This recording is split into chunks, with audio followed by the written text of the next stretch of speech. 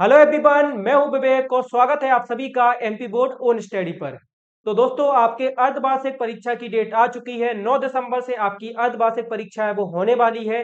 तो आज के इस वीडियो में मैं आपको बताने वाला हूं कि आपकी अर्धवार्षिक परीक्षा में कितना सिलेबस है वो आने वाला है, सभी सब्जेक्ट से कितने चैप्टर्स आएंगे, ग्रामर में क्या आएगा, उसकी कंप्लीट इंफॉर्मेशन आज के इस वीडियो में आपको मिलने वाली है। तो अगर अभी तक आपने हमारे चैनल को सब्सक्राइब नहीं किया है तो जल्दी से चैनल को सब्सक्राइब कर लो, क्योंकि इस चैनल पर आपको एमपी बोर्ड से जुड़े सभी अपडेट्स हैं वो आप तक पहुंचाए जाते हैं। तो चलिए दोस्तों, हम अपने वीडियो के टॉपिक पर आते हैं और सिलेबस की बात है वो कर लेते हैं।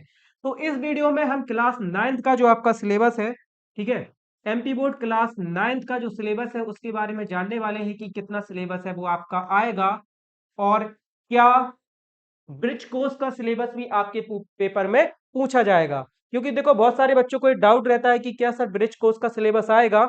ठीक है, तो उसके बारे में भी कंप्लीट जानकारी है वो आज के इस वीडियो में आपको मिलने वाली है। तो सबसे पहले मैं आपको एक छोटी सी बात बता देता हूं। तो इस परीक्षा में जो आपका सिलेबस आएगा वो आपका जून से लेके और नवंबर जून से लेके नवंबर तक का जो सिलेबस है वो पूछा जाएगा। आपने एकेडमिक कैलेंडर देखा होगा, तो उसमें जून से लेके नवंबर तक जितना भी आपको स्कूल में पढ़ाया गया है उसी के आधार पर आपका पेपर है वो बनाया जाएगा। ठीक है, तो जून से लेके नवंबर तक का सिलेबस है वो आपका आएगा। सेकंड, हम बात करें कि क्या इसमें ब्रिज कोर्स से आएगा। ठीक है, ब्रिज कोर्स, देखो, अगर हम ऑफिशियल सिलेबस की बात करें तो उसमें बोला गया है कि जून से लेकर नवंबर तक का जितना भी पढ़ाया गया है वो सब कुछ पेपर में आ सकता है। ठीक है, तो आपका ब्रिज कोर्स है वो भी आपको जून जुलाई में पढ़ाया गया है, तो ब्रिज कोर्स से भी पेपर में आ सकता है। लेकिन मैं आपको एक बात यहाँ पे बिल्कुल क्लियर कर देता हूँ, जैसा कि आपके अभी त्रैमासिक एग्जाम हुए थे तो उसमें ब्रिज कोर्स से ज्यादा क्वेश्चन नहीं पूछे गए थे। ठीक है, बहुत ही कम पूछा गया था। तो आप मान के चलो कि अर्धवार्षिक परीक्षा में भी आपका ब्रिज कोर्स है वो बहुत ज्यादा नहीं आएगा। 10% चांस है कि आपका ब्रिज कोर्स है वो आएगा। बाकी आपका जो किताबों का सिलेबस है वो आपका 90% है वो पूछा जाएगा। 10% हो सकता है कि आपका ब्रिज कोर्स आए, लेकिन मोस्ट ऑफ द 90% है वो आपका बुकों का जो सिलेबस है वही से क्वेश्चन आएंगे, वही सिलेबस आएगा। ठीक है, अब बुक के सिलेबस के बारे में हम बात कर लेते हैं कि हिंदी, इंग्लिश और जो अदर सब्जेक्ट है उनमें कितने चैप्टर्स हैं वो आने वाले हैं। ठीक है, तो एक बात यहाँ पे आपका क्लियर हो जाना चाहिए कि जून से लेकर नवंबर तक का सिलेबस आना है, और जो आपकी बुक्स है उनसे ज्यादा सिलेबस आना है। ब्रिज कोर्स से आपका केवल 10% ही आना है। ठीक है, ओके। तो सबसे पहले हम यहाँ पे देखने वाले हैं हिंदी का सिलेबस। ठीक है, हिंदी का सिलेबस हम देखने वाले हैं, हिंदी में आपके कितने चैप्टर्स आने हैं। थोड़ा सा मैं इसको जूम कर लेता हूं ताकि आप सभी लोग इसको बढ़िया तरीके से है वो देख पाए। ठीक है, बढ़िया तरीके से आप सारे चैप्टर्स को है वो देख पाए। तो सबसे पहले अगर हम क्षितिज की बात करें, आपकी हिंदी में देखो दो बुक्स हैं। ठीक है, एक क्षितिज है और एक कृतिका है। तो सबसे पहले हम क्षितिज की बात कर लेते हैं, क्षितिज में आपके कितने चैप्टर्स हैं वो आने हैं। तो दोस्तों, क्षितिज में आने हैं आपके दो बैलों की कथा, लहसा की ओर, उपभोक्ता भारत की संस्कृति, सावले सपनों की याद, प्रेमचंद के फटे जूते, सखियां एवं सबद, बाक, सवैये, कैदी और कोकला और ग्रामश्री। इतने आपके चैप्टर्स आने हैं। इसमें कुछ आपके गद्य खंड के चैप्टर हैं और कुछ आपके पद्य खंड के चैप्टर हैं। ठीक है, तो ये सारे चैप्टर्स हैं वो आपके आने हैं, और इस वीडियो के लास्ट में मैं आपको बताऊंगा कि आप इस सिलेबस का पीडीएफ को कैसे डाउनलोड कर सकते हैं। अभी आप सिर्फ देखते जाइए कि कितना सिलेबस आपका आना है।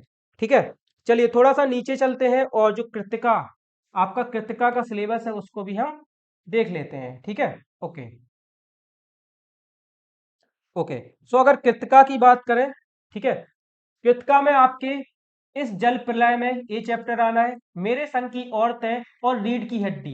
ये तीन चैप्टर आपके कृतिका के आने हैं, इस जल प्रलय में, मेरे संग की औरतें, रीढ़ की हड्डी। ठीक है, चलिए अब थोड़ी सी हम व्याकरण की बात कर लेते हैं। थोड़ा सा व्याकरण के बारे में समझ लेते हैं कि व्याकरण से क्या क्या आएगा।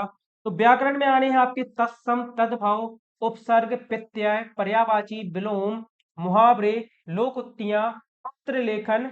पत्र आपके औपचारिक और अनौपचारिक दोनों तरीके के आएंगे। औपचारिक मतलब होता है फॉर्मल, और अनौपचारिक मतलब होता है इनफॉर्मल। इसके बाद विराम चिन्ह, वर्तनी परिचय एवं सुधार, देशज शब्द, विदेशी शब्द, निबंध लेखन। निबंध लेखन आएगा, और रूपरेखा के सहित आएगा, इसमें आपको रूपरेखा भी लिखनी पड़ेगी। फिर आपका आएगा संधि परिचय एवं प्रकार, निपात शब्द, काव्य की परिभाषा एवं प्रकार। तो ये आपका हिंदी का सिलेबस यहाँ पे पूरा हो जाता है। चलिए थोड़ा सा देख लेते हैं, आगे भी कुछ हिंदी का सिलेबस आपका रह गया है। ठीक है, ओके। और चिंता मत कीजिए, आपको इस पूरा सिलेबस का पीडीएफ वो मिल जाएगा। वीडियो के लास्ट में मैं बताऊंगा कि आप कैसे इस पीडीएफ को डाउनलोड है वो कर सकते हैं। चलिए अगला है हमारा रस परिचय एवं प्रकार। इसमें आपके रस के परिचय और प्रकार आएंगे, लेखक परिचय, कवि परिचय आएगा, गद्य की विधाएं आएंगी, मतलब कि कहानी, निबंध, एकांकी, यात्रा वृत्तांत, डायरी, संस्मरण, व्यंग्य विधा, इससे भी क्वेश्चन आ सकते हैं। इसके अलावा आपके अलंकार भी आएंगे, अलंकार का सामान्य परिचय, कौन कौन से अलंकार आ सकते हैं, तो अनुप्रास, यमक, उपमा, रूपक, उत्प्रेक्षा और मानवीकरण, ये इतने सारे अलंकार हैं वो आ सकते हैं। इसके बाद आपका छंद का समान परिचय और दोहा सवैया से भी क्वेश्चन है वो आ सकता है। फिर विज्ञापन लेखन और संवाद लेखन, ये भी आ सकता है। फिर इसके बाद है समास परिचय एवं भेद, समास के जो परिचय है और उसके भेद है वो आ सकता है। वाक्य भेद आ सकता है रचना के आधार पर, ठीक है, रचना के आधार पर वाक्य के भेद आएंगे, अर्थ के आधार पर नहीं आएंगे, सिर्फ रचना के आधार पर आएंगे। इसके बाद है वर्तनी और फिर उसके बाद है आंचलिक शब्द। तो इस तरीके से आपका पूरा हिंदी का जो सिलेबस है वो हो जाता है। चलिए आगे बढ़ते हैं और इंग्लिश के सिलेबस पर बात कर लेते हैं, ठीक है।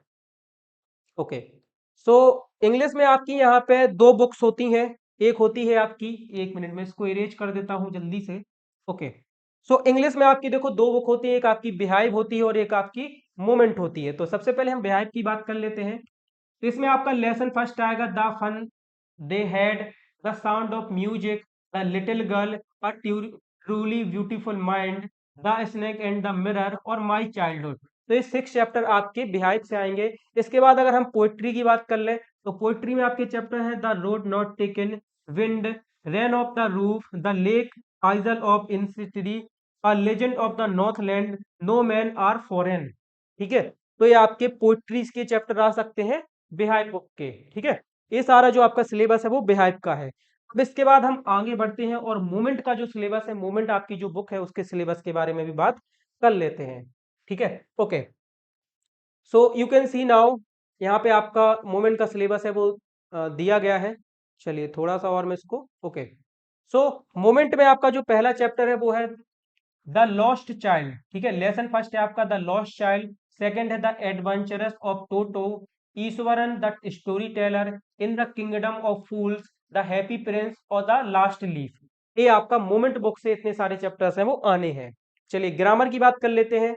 ग्रामर में आएगा आपका present tense, past tense, future tense, मतलब पूरे टेंस है वो आपके इस ग्रामर में आने वाले हैं।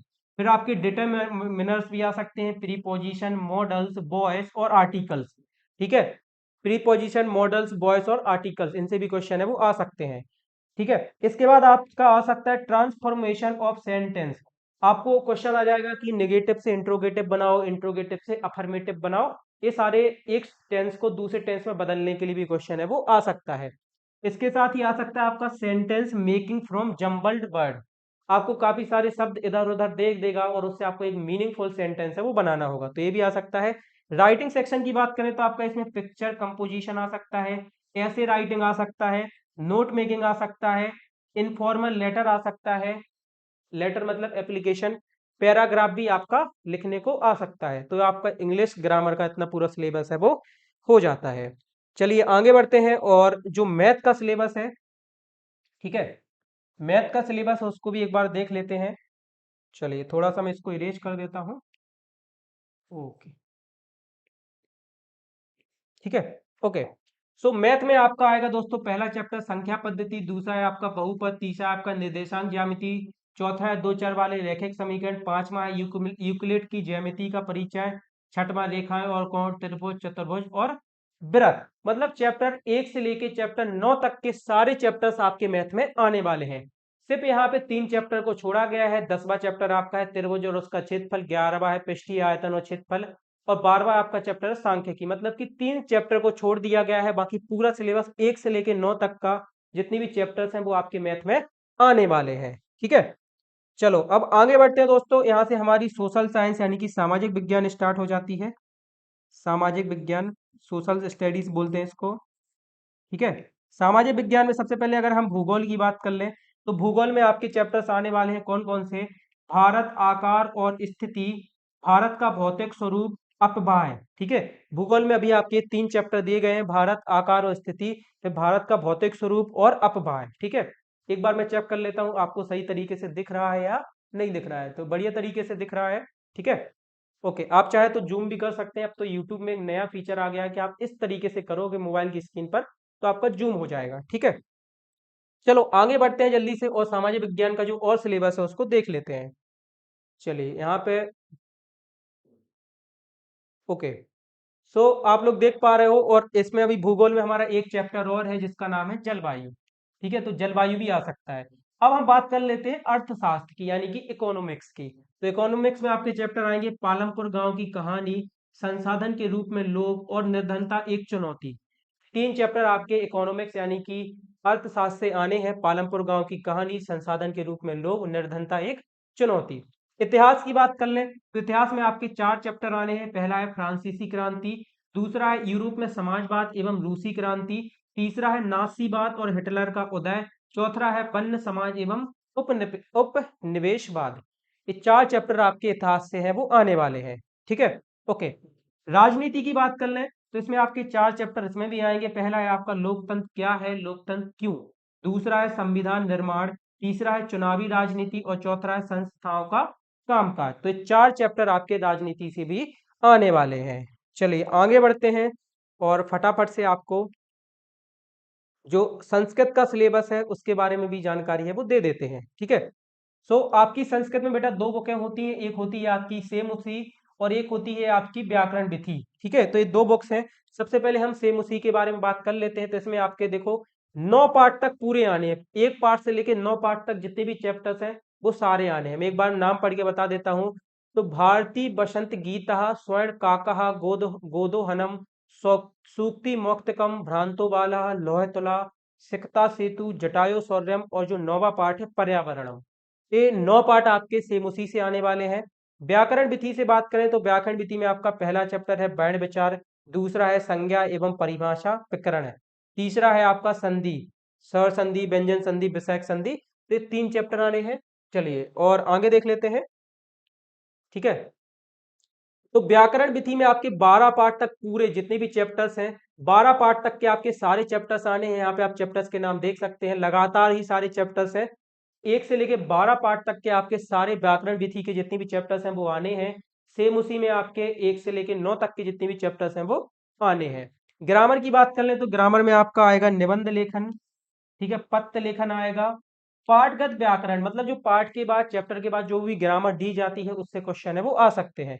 अशुद्धि शोधनम आएगा, अपठित गद्यांश आएगा, ठीक है, और पाठगत व्याकरणम आएगा। मतलब मैं जो पहले बता चुका हूँ इतनी ग्रामर आपकी संस्कृत में आने वाली है। ठीक है, निबंध आएगा, पत्र आएगा, पत्र यानी कि एप्लीकेशन, निबंध यानी कि ऐसे।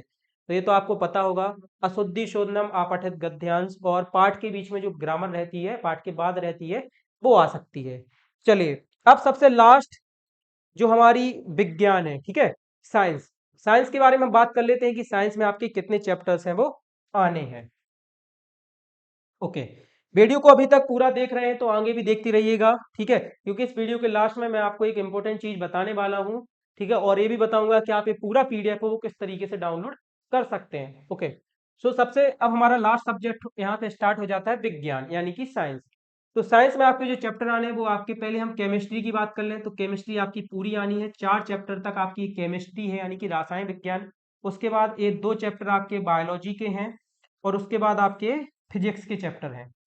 ठीक है, तो पूरी केमिस्ट्री यानी केमिस्ट्री में 4 चैप्टर है। हमारे आसपास के पदार्थ, क्या हमारे आसपास के पदार्थ शुद्ध हैं। तीसरा चैप्टर है परमाणु और एवं अणु। चौथा है परमाणु की संरचना। ठीक है, पांचवा और छठवां चैप्टर है जीवन की मौलिक इकाई और ऊतक के बायोलॉजी के चैप्टर हैं यानी कि जीव विज्ञान के। ठीक है, सातवां है गति, आठवां है बल तथा गति के नियम, नौवां है गुरुत्वाकर्षण, 10वां है कार्य तथा ऊर्जा और 12वां चैप्टर है आपका खाद्य संसाधनों में सुधार। ठीक है, तो पूरी साइंस आपकी आनी है, सिर्फ इसमें एक चैप्टर को छोड़ दिया गया है, वो है आपका चैप्टर 11 जिसका नाम है ध्वनि। ठीक है, तो ध्वनि वाले चैप्टर को बस छोड़ दिया गया है, बाकी पूरा सिलेबस आपका साइंस में हाफ ईयरली एग्जाम में आने वाला है। तो आप पूरे सिलेबस को अच्छे से तैयार कर लीजिए। ठीक है, पूरे सिलेबस को आपको तैयार कर लेना है, सिर्फ 11वां जो चैप्टर ध्वनि है उसको छोड़ देना है। ठीक है, वो आपका पेपर में नहीं आएगा, बाकी पूरा सिलेबस आएगा। तो दोस्तों इस वीडियो में मैंने आपको कंप्लीटली क्लास 9th का हाफ ईयरली एग्जाम का जो सिलेबस है उसकी जानकारी दे दी है। कोई भी डाउट अगर आपका सिलेबस से लेके या एग्जाम से लेके है तो आप कमेंट सेक्शन में जरूर पूछ सकते हैं। ठीक है, चलिए अब जैसा कि मैंने बोला था कि इस वीडियो के लास्ट में मैं आपको बताऊंगा कि आप इस पीडीएफ को कैसे डाउनलोड कर सकते हैं, ताकि आपको पता चलता रहे कि आपके पास कितना सिलेबस है वो कवर करने को रह गया है, और बार बार आपको वीडियो है वो ना देखना पड़े। तो देखो, उसके लिए सबसे पहले मैं आपको कुछ एक स्टेप बताता हूँ, आपको उस स्टेप को फॉलो करना है। स्टेप क्या है? तो आपको डिस्क्रिप्शन बॉक्स में हमारे ऐप की लिंक मिल जाएगी। हमारे ऐप का नाम है ओन स्टडी। ठीक है, तो आपको हमारे ऐप को डाउनलोड कर लेना है, और डाउनलोड करने के बाद आपको अपने मोबाइल नंबर से लॉगिन कर लेना है। लॉगिन करने के बाद आपको एक ऑप्शन मिलेगा फ्री स्टडी मटेरियल का, फ्री स्टडी मटेरियल। ठीक है, तो फ्री स्टडी मटेरियल पर आपको क्लिक करना है। वहां पे आपको एमपी बोर्ड क्लास 9th का एक फोल्डर मिल जाएगा, एमपी बोर्ड क्लास 9th। ठीक है, उस पे आप क्लिक कर देंगे तो आपको पूरा सिलेबस है उसका पीडीएफ है वो मिल जाएगा। तो ये पूरी प्रोसेस है। डिस्क्रिप्शन बॉक्स में आपको हमारे ऐप को डाउनलोड करने का लिंक मिल जाएगा, तो वहां से ऐप को डाउनलोड कर लीजिए। उसके बाद आपको लॉग इन कर लेना है अपने मोबाइल नंबर से, और उसके बाद आपको फ्री स्टडी मटेरियल के फोल्डर में जाना है। वहां पे आपको एमपी बोर्ड क्लास 9th का एक फोल्डर दिखेगा। उस फोल्डर के अंदर आपको सिलेबस का पीडीएफ तो मिल ही जाएगा, इसके साथ में भी आपको बहुत सारे पीडीएफ है वो वहां पे देखने को मिल जाएंगे। और एमपी बोर्ड से जुड़े अपडेट्स के लिए आप हमारे व्हाट्सएप चैनल को जरूर ज्वाइन कर लें। लिंक आपको इस वीडियो के नीचे डिस्क्रिप्शन में मिल जाएगी। ठीक है, तो आप हमारे व्हाट्सएप चैनल को भी ज्वाइन कर सकते हैं। लिंक इस वीडियो के नीचे डिस्क्रिप्शन में है। तो दोस्तों, आज के वीडियो में सिर्फ इतना ही। अगर आपको वीडियो पसंद आया हो तो वीडियो को लाइक कर देना और चैनल को सब्सक्राइब भी कर लेना। मिलते हैं किसी और वीडियो के साथ, तब तक के लिए जय हिंद, वंदे मातरम।